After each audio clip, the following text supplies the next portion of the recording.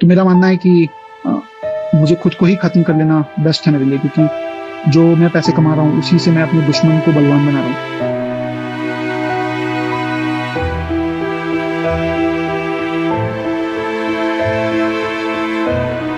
एक आदमी का केस जो होता है वो हमेशा बढ़ा दिया जाता है कि इसने गलती की है। हमें भी एक सिक्योरिटी मिले, जैसे कि वुमेन्स को मिल रखी है कि डिवोर्स हुआ तो भाई उनका लाइफ तो सेटल है कि पति तो देगा ही मेंटेन है, सब कहीं से भी दे दे। वुमेन्स मेल को डोमिनेट कर ले जाती है, जिसकी वजह से उन लोगों को ज़्यादा प्रॉब्लम्स फेस करनी पड़ती है। खुले में चैलेंज करती हैं कि आपको जो करना हो कर लो, मैं तो महिला हूँ, बच जाऊंगी। और फिर एक खास तरह के गाने की ठुकरा के मेरा प्यार मेरा इंतकाम देखेगी। अगर एक लड़का है वो कितना भी अगर बोलेगा कि हाँ मैंने कुछ नहीं किया है तो कोई नहीं मानेगा, उसे सबूत की ज़रूरत पड़ेगी। अगर कोई भी लॉ वुमेन को प्रोटेक्ट कर रहा है तो उसमें ज़रूर रेस्ट्रिक्शंस होनी चाहिए। हर कानून का दुरुपयोग होता है, वैसे ही महिलाओं के जो कानून बनाए गए उनका भी दुरुपयोग हो रहा है और उसके भी विक्टिम्स हैं।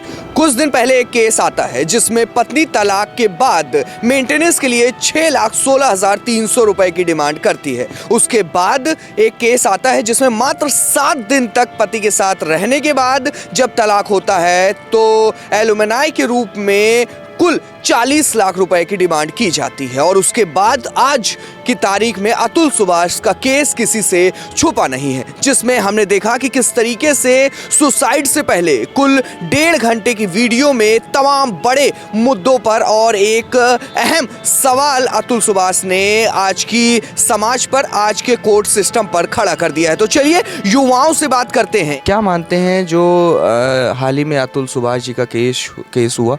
जैसे कि हमारा मानना ये है कि हमारे कंट्री में, स्पेशली इंडिया में, जैसे कि हमें वुमेन को लेकर, स्पेशली यूपी में अगर देखा जाए कि अगर कहीं भी कुछ केसेस होते हैं जिसमें वुमेन इन्वॉल्व होती है तो उसमें पहले ये नहीं देखा जाता है कि गलती किसकी है।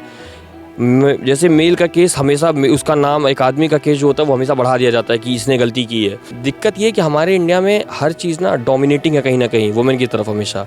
हमें चाहिए कि हमारे जो लॉज हैं वो जो बन रहे हैं या जो लोग बना रहे हैं, बनाने वालों को ये चीज़ देखनी होगी कि हमें एक मेल पर्सपेक्टिव भी रखना पड़ेगा, क्योंकि हम मेल को एकदम बस ऐसे यूज टू रखे हुए हैं कि बस चल रहा है, हाँ भाई ये तो सही लेगा, ये कर ही लेगा। उसके मेंटल प्रेशर या उसके स्ट्रेस को कोई नहीं देख रहा, क्योंकि वो चुप रहता है कहीं ना कहीं। ध्यान देना होगा कि हमारे जो सोसाइटी के जो मेल हैं, जैसे कि हम भी आगे चल के कभी ना कभी किसी के पति बनेंगे, अगर कल को हमारा ही ऐसा कोई केस होता है तो हमें चाहिए कि हमें भी एक सिक्योरिटी मिले, जैसे कि वुमेन्स को मिल रखी है कि डिवोर्स हुआ तो भाई उनका लाइफ तो सेटल है कि पति तो देगा ही मेंटेन है, सब कहीं से भी दे दे। लेकिन हमें भी चाहिए कि भाई गलती अगर हमारी नहीं है उस डिवोर्स में, या गलती मान लीजिए हमने नहीं की है उस डिवोर्स में, डिवोर्स का रीज़न कुछ और है, तो वो देखना चाहिए हमें लगता है कि गवर्नमेंट को, कि जो भी लॉ बने हैं महिला को प्रोटेक्शन के लिए, कि बाद में अगर कुछ भी होता है शादी के लिए तो लॉ सही है, बट उनमें एक प्रोविज़न होना चाहिए। और उसका सबसे बड़ा एग्जाम्पल ये है कि आए दिन अगर कोई भी केसेस होते हैं तो महिला के लिए आप लोग वीडियोस देखते हैं कि दिन दहाड़े अगर कहीं एक्सीडेंट हो रहा है और गलती उनकी है तो खुले में चैलेंज करती हैं कि आपको जो करना हो कर लो, मैं तो महिला हूँ, बच जाऊँगी, आपको फंसा दूंगी, आप पे चार्ज लगा दूंगी, रेप असॉल्ट लगा दूंगी, कुछ भी असॉल्ट का लगा दूंगी। तो ऐसा लगता है कि ये लॉ नहीं है, ये कोई उनके पास पावर दिया गया है कि आप कर देंगे और उस पर कोई क्वेश्चन किया ही नहीं जाएगा। और यही उल्टा अगर कोई लड़का या फिर कोई आदमी चार्ज करता है तो उल्टा उस पर ही सस्पेक्ट आता है कि आपने कुछ किया होगा, तो उसकी पहले हिस्ट्री निकाली जाती है और कहीं ना कहीं उसको ही ऐसा शोकास्ट कर दिया जाता है कि यही मैनिपुलेटिव रहे होंगे तभी लड़कियों का ये हुआ। तो कहने का मतलब ये है कि एक प्रोविज़न भी होना चाहिए, लॉ सही है, क्योंकि वुमेन एम्पावरमेंट हुआ, जैसा कि आज बहुत लोग कहते हैं कि सुनने में आता है कि वुमेन एम्पावरमेंट कहीं इतना ज़्यादा ना हो जाए कि मैन एम्पावरमेंट की ज़रूरत पड़ जाए आने वाले टाइम में। जो 1.5 घंटे का वीडियो अतुल जी ने अपनी सुसाइड से पहले डाला, उसमें एक बहुत महत्वपूर्ण बात उन्होंने बोली। अपने भाई, माँ और बाप को उन्होंने कहा कि जब भी आप उस महिला से मिले, यानी कि उनकी पत्नी से मिले, तो कैमरे का यूज़ ज़रूर करें, बिना कैमरे के उनसे ना मिले। तो आखिर आज ऐसा क्या है कि कैमरा इतना इम्पोर्टेंट है कि लोगों की बातें सुनने के बजाय सिर्फ़ और सिर्फ कैमरे पर बिलीव किया जा रहा है? हाँ, ये चीज़ है, क्योंकि अगर एक लड़का है वो कितना भी अगर बोलेगा कि हाँ मैंने कुछ नहीं किया है तो कोई नहीं मानेगा, उसे सबूत की ज़रूरत पड़ेगी। और लड़की अगर सिर्फ रो दे, अपने कपड़े फाड़ दे, तो अगर वो गलत भी है तो सब बिलीव कर लेते हैं, ये बात है। और जहाँ तक ये बात है कि कैमरे की बात है, तो ऐसा नहीं है। कभी कभी क्या होता है ना कि जो लोग हैं, कुछ लोग होते हैं जो सच में गलत होते हैं, लेकिन वो उनके पास इतनी पावर होती है कि वो सबको मैनिपुलेट कर सकते हैं। और बाकी आप जो ये जो पूछ रहे थे इस केस के बारे में, उसके बारे में मुझे उतना कुछ पता नहीं है, तो बस मेरा यही। आपसे अगर बात की जाए, जिस तरीके से आपके फ्रेंड लोगों ने बोला कि कहीं वुमेन की एम्पावरमेंट इतनी ज़्यादा ना हो जाए कि उसका गलत फ़ायदा उठाने लगे लोग, तो क्या लगता है कि अभी देश की सिचुएशन क्या है? बीइंग अ वुमेन मुझे लगता है कि औरतों को ज़रूर प्रोटेक्शन की ज़रूरत है, बट उसके हिसाब से रेस्ट्रिक्शंस होने चाहिए, क्योंकि उस प्रोटेक्शन की वजह से मेल उसको बहुत प्रॉब्लम्स फेस करनी पड़ती है, और जिसकी वजह से मेल जो होता है ना वो डोमिनेट, मतलब वुमेन्स मेल को डोमिनेट कर ले जाती है, जिसकी वजह से उन लोगों को ज़्यादा प्रॉब्लम्स फेस करनी पड़ती है। और इस समय जो एलिमनी का सीन चल रहा है कि कुछ भी हो जाए, कोई भी प्रॉब्लम हो तो फिर जस्ट एलिमनी मांग लो, और फिर उससे मेल उसको प्रॉब्लम तो बहुत फेस करनी पड़ती होगी। और मेरे हिसाब से कि ये गलत है। अगर कोई भी लॉ वुमेन को प्रोटेक्ट कर रहा है तो उसमें ज़रूर रेस्ट्रिक्शंस होनी चाहिए, ताकि मेल को भी हेल्प मिलती रहे। अतुल सुभाष जी का केस इतना सोशल मीडिया पर वायरल है, क्या कहना चाहेंगे? क्या लॉ में कहीं ना कहीं गलती है, या आज इंसान में ही कुछ दिक्कत आ गई है, या कपल्स में और शादी के बाद लव मैरिज या अरेंज मैरिज में कहीं ना कहीं कोई इश्यूज़ हैं? क्या बोलना चाहते हैं? मेरा नाम यश अग्रवाल है। मैं लखनऊ विश्वविद्यालय तृतीय वर्ष का छात्र हूँ। जैसा कि आपने बताया लव मैरिज और अरेंज मैरिज, इसमें ना लव मैरिज और अरेंज मैरिज का कोई भी कसूर नहीं है। ये आज की जनरेशन में ऐसा चल रहा है जिससे एक्सपेक्टेशन बढ़ गई है।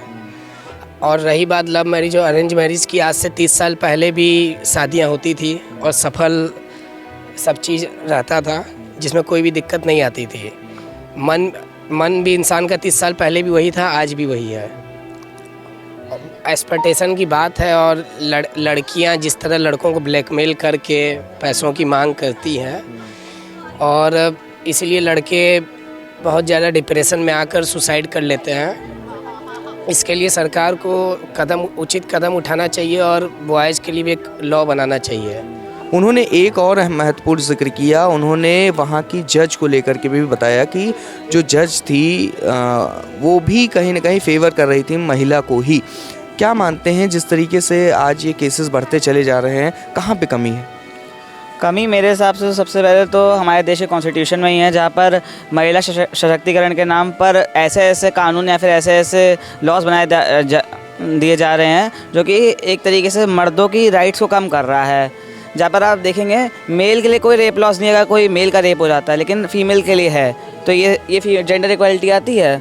हम लोग फीमेल एम्पावरमेंट का हमेशा से होना चाहिए जेंडर इक्वालिटी, ना ही कि मतलब फीमेल्स को ज़्यादा कर दो मेल्स को कम कर दो। ये लिबरल्स, ये लिबरांडू कभी इस चीज़ में नहीं बोलेंगे कि आप इन चीज़ों पे कभी आगे नहीं बोलेंगे। जहाँ पर असली फीमेल राइट्स की ज़रूरत है, जैसे अफगानिस्तान में देख लीजिए, वहाँ पर महिलाओं की पढ़ाई तक की बैन लगा दिया गया है, वहाँ पर ये लोग नहीं बोलेंगे।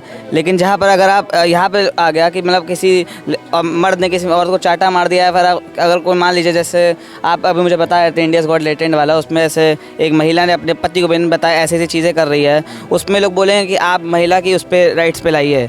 लेकिन आप जैसे अफ़गानिस्तान में हो रहा है, जैसे बाहर के देशों में हो रहा है, इंडिया को छोड़ दो, सब जगह बहुत महिला के साथ उत्तेजना होती है। और मेरे हिसाब से तो आज के भारत पे मैरिजेस आजकल एक स्कैम भी बनती जा रही है, क्योंकि आजकल बहुत सारा देखा जा रहा है कि महिलाएं पहले तो अमीर मर्दों से शादी करती है उनके परिवार से, फिर उनको धमकी देती है कि हमने आपसे मतलब आपने हमसे दहेज लिया, या फिर उनको केस वेस में फंसा के उनसे डिवोर्स ले लेती है और उनसे एलुमनी चार्ज करती रहती है। तो ये मेरे हिसाब से आज के भारत में एक बहुत ज़रूरी चीज़ है, वो है मेल लॉस और जेंडर इक्वालिटी के लिए। और जैसे अगर मान लीजिए अगर आप ही हैं, फिर मैं हूँ, मुझ पे अगर कोई ऐसी महिला रेप का केस डाल दे कि जिसको मैं जानता भी ना हूँ, तब भी आपको हिरासत में लिया जाएगा और 2 दिन तक हिरासत में लिया जाएगा। ये भी नहीं आपको कोई ना प्रूफ हुआ हो। और और हमारी सोसाइटी भी ऐसी हो गई है कि ऐसा हो जाता है जैसे अगर आप पे पड़ गया तो आपको लोग मान ही लेते हैं कि आपने करा ही होगा, और आपके भी जैसे आप भी हैं तो आप पे पूरी दुनिया में छीछा लेतर कर देता है कि हाँ इस इंसान ने ऐसा करा, इस इंसान ने ऐसा करा। और मान लीजिए अगर वो निर्दोष हो भी जाए, उसका क्या होता है, उसका इतना समय बर्बाद होता है, उसकी पूरी सोसाइटी में इज्जत चली जाती है, उसकी जॉब अगर वो करता है तो जॉब चली जाती है, और तब जाके अगर इसको निर्दोष भी पा गया तो उसका निर्दोष होने का फ़ायदा क्या हुआ। तो मेरे हिसाब से आज के भारत में तो यही ज़रूरत है कि मेल लॉस की ज़रूरत आए। काफ़ी जो लड़के हैं वो प्रेशराइज्ड हो जा रहे हैं शादी करने के बाद, और उसके बाद सुसाइड जैसे केसेस सामने आ रहे हैं। क्या मानते हैं यहाँ पर क्या गलत हो रहा है? यहाँ पे गलत हो नहीं रहा है, गलत होता आया है। हमारा नाम शांतम है, लखनऊ यूनिवर्सिटी में हम महिला अध्ययन विभाग से आते हैं। अगर आप लोग एक दिन हमारे विभाग आके किसी भी क्लास में बैठें तो आप उस 2-3 हज़ार साल की सभ्यता और संस्कृति को पाएंगे जहाँ महिलाओं को ज़िंदा जला दिया जाता था, जहाँ महिलाओं को पढ़ने का अधिकार नहीं मिलता था, जहाँ महिलाओं की कोई अस्मिता नहीं होती थी। जब 2-3 हज़ार साल की इस तरीके की सभ्यता और इतिहास रहा है, तो आज पिछले 100-200 सालों में हमने इस तरीके के मूवमेंट्स देखे, इस तरीके के कानून देखे जो महिला अस्मिता को प्रोटेक्ट करने के लिए हैं।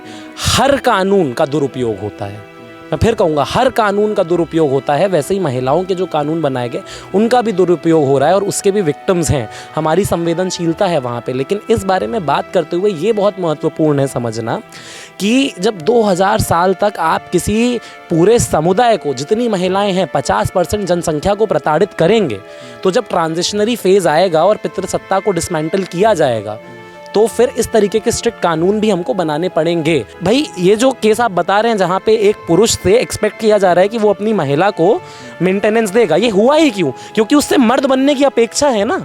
वहाँ पे जेंडर और लिंग एक प्रकार का होना चाहिए।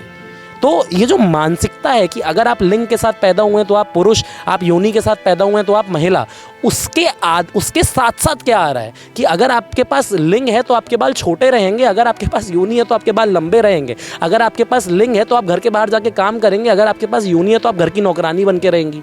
ये जो अवधारणाएं हैं समाज में, जब इन अवधारणाओं को तोड़ा जाता है तो समाज एक एपिस्टेमोलॉजिकल ब्रेक पे आता है जहाँ पे पुरानी नॉलेज नहीं रहती और नई नॉलेज बनी नहीं होती। तो ऐसे ट्रांजिशनरी फेज में समाज एक क्राइसिस में जाता है। जेंडर के स्तर पे हम उसी क्राइसिस में हैं और उसी क्राइसिस का ये कॉन्सिक्वेंस है।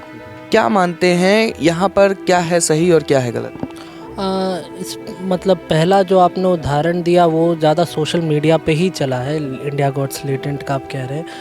ये कोई मतलब पहला वाक़या नहीं है इस तरीके का। हम लोग सोशल मीडिया पे अक्सर ये कंटेंट देखते रहते हैं। जैसे कुछ समय पहले मैं इसी विश्वविद्यालय का छात्र रहा हूँ, तो हम लोगों ने देखा ज्योति मौर्य का एक केस आया था, जो एसडीएम रही, उनके हस्बैंड ने उन्हें पढ़ाया और एक तमाम जो पूरा सोशल मीडिया पे नैरेटिव और फिर एक ख़ास तरह के गाने की, ठुकरा के मेरा प्यार मेरा इंतकाम देखेगी। क्योंकि हमारे देश में एक ख़ास तरीके से चला आ रहा है ये प्रथा कि पैसा सब चीज़ के केंद्र पे है और पैसा एक तरह का आपको इकोनॉमिक इंडिपेंडेंस भी देता है। तो हम लोगों ने देखा कि लंबे समय से उस इकोनॉमिक इंडिपेंडेंस को समाज में एक खासी वर्ग, एक खासी जेंडर जो कि मेल रहा है, उन्होंने ही एंजॉय किया है। तो जैसे जैसे हमारा समाज आगे बढ़ा है, महिलाएं भी आगे बढ़ी और जो बात आप कह रहे हैं बिल्कुल वो एक उभरता हुआ चैलेंज है, लेकिन उसकी कॉम्प्लेक्सिटी को भी समझना होगा। ठीक है, केवल उन कुछ मतलब जो एक फ़िल्मी दुनिया और एक एलीट जगह पे जो चीज़ें हो रही है, वो मैं कह रहा हूँ कि वो भारत की यथास्थिति नहीं है, वो हमारे देश की यथास्थिति नहीं है। वो कुछ जगहों की दिक्कतें हैं, उसको हमें और जड़ पे जाके समझने की ज़रूरत है।